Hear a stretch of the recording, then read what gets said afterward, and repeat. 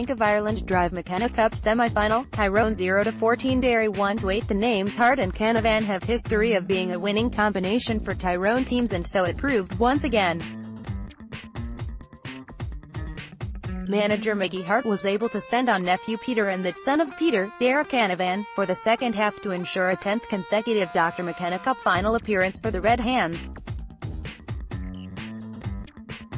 Young Canavan turned the clock back around a quarter of a century, with the manner of his point knocked to the ground but bouncing up and spinning clear before taking his score.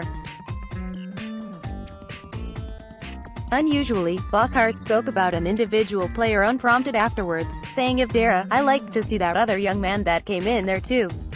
I saw one or two jinks that brought me back in time. He has that ability to put panic into defenses. Obviously he's a light young lad yet, he's still maturing, and the physicality of it is a challenge for him. Darragh has the bravery and determination of his dad too," Harte pointed out. The physicality doesn't deter him, he's ready to go for everything, and he has got that ability to evade tackles. He's game, he'll go for everything, it doesn't matter if he makes a mistake, it doesn't bother him, he just picks up the pieces and goes on. However, it was Petty who made the real difference in this match, reeling off 5 points after Derry had retaken the lead with a well-taken if slightly contentious goal from Patrick Coney 10 minutes into the second half. The whistle went when Endalyn caught a kick pass from Christopher "Sammy" Bradley for an attacking mark, but although the Tyrone defence stopped, Derry didn't, and the Lou lad fairly rifled the ball to the net from Lynn's layoff. That gave Derry a 1-7 to 0-8 advantage, a lead they probably deserved on the balance of play up until that stage, but it was to be their last score for more than 25 minutes as Peter Harte and Tyrone took control of this game. Harte converted 4 frees in the face of a strong wind, one of which he forced by hassling and harrying Chrissy McKigue into overcarrying in his own defensive area, where the slot heel man had dropped deeper. Even when Derry ended their scoring drought in added time, through a Shane McGuigan free, Harte responded with a point on the run and then for good measure laid the ball off for Kyle Coney to conclude the scoring. Still, it was a measure of how well Derry performed overall, particularly before the break, that their boss Damien McKerlane admitted, "We are coming off a bit disappointed because in the second half we coughed up all there at the end when there was still only a point in it for a 10-minute period. When we got tired we started carrying the ball into tackles a bit. There were a few wee habits that probably cost us being even more close there at the end, but overall I am very pleased with the effort." The Magara-Felt man sent out his strongest side so far, although the fullback line was still young and inexperienced.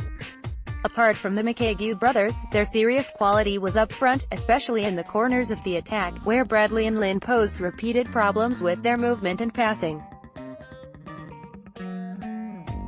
However, young wing-backs Coney and Jason Rocks also caught the eye, with McKerlane acknowledging the impressive nature of their displays. "They are two good players, two Lou players.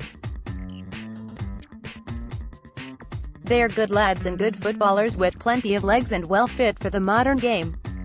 We're pleased with the game today. We probably could have had another couple of goal chances in the first half.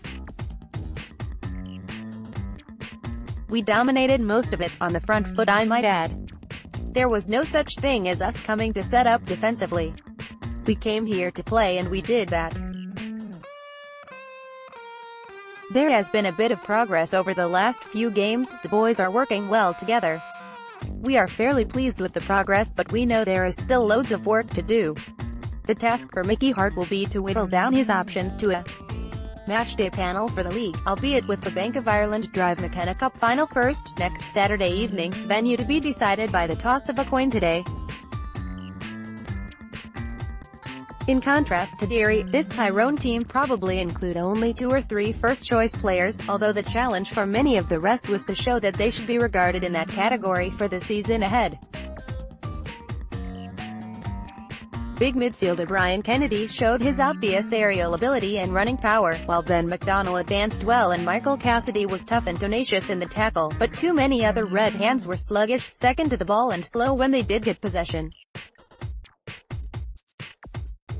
Not so Darragh Man Kennedy, as Harte said, Brian Kennedy is immense there, just in this year.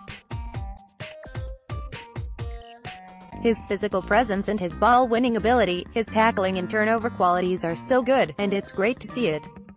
And Petty has been at that for years, as well as every other aspect of his game, which I think is good to watch as well.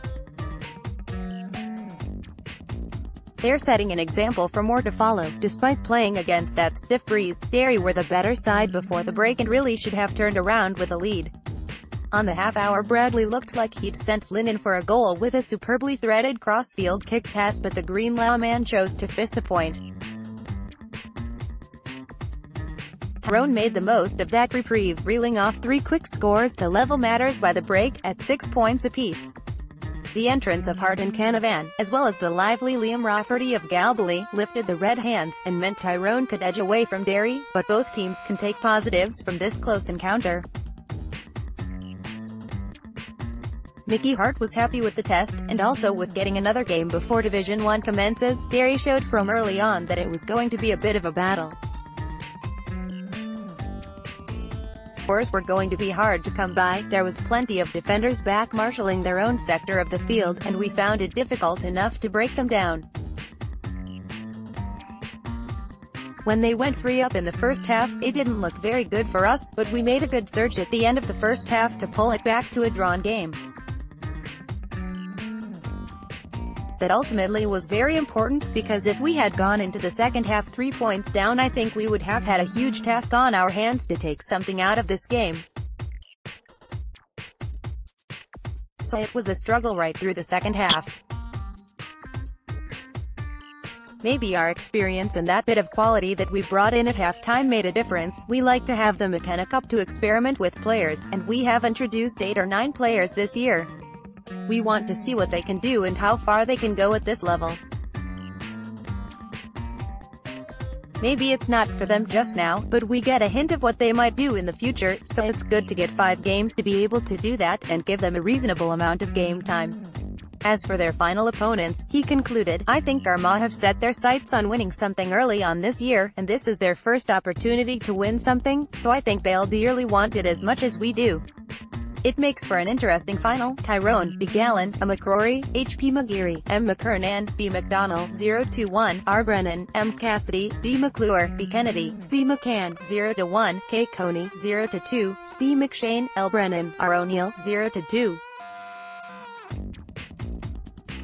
0-1 free, R. Sludden, 0-2 freeze. Substitutes, D. Canavan, 0-1 for L. Brennan, H.T. P. Harte, 0-5, 0-4 freeze, for O'Neill, H.T. L. Rafferty for McCrory, H.T. B. McCurry for Sludden, 49, F. Burns for Cassidy, 71. Yellow cards, McCrory, 29, McClure, 37. Derry, T. Mallon, E. Concannon, C. Mulholland, S. Quinn, P. Coney, 1-0, K. McKigue, J. Rocks, C. McKigue, C. McFall, R. Dugan, J. Doherty, P. Cassidy, C. Bradley, 0-4, 0-3 freeze, 0-1, 45, S. McGuigan, 0-2 freeze, E. Lynn, 0-2. Substitutes, C. McAdamney for Doherty, 47, G. McKinless for Dugan, 57, and Toner for Bradley, 57, D. Hughes for Mulholland, 63. Yellow card, Rocks, 29. Referee, Kieran Brannigan, down, attendance, 2,928.